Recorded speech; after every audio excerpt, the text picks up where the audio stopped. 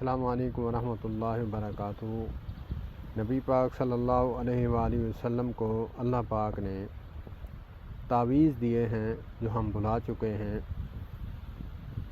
ہم پیروں اور فقیروں اور نام نہاد ملاؤں کے پاس بھاگتے ہیں۔ وہ کیا ہیں؟ معوذتین، سورہ ناس اور سورہ فلق ہیں۔ ہمیں صبح شام ان کو بکثرت سے پڑھنا چاہیے۔